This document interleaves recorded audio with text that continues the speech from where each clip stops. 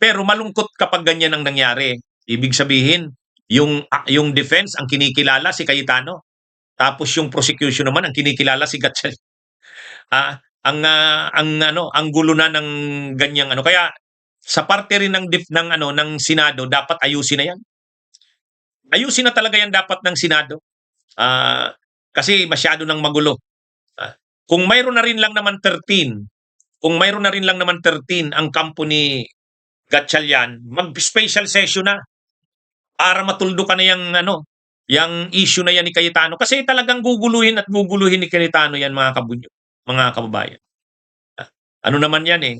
Sabi nga ni Ronald Llamas, ang gagawin ni Cayetano, susunugin ang Senado.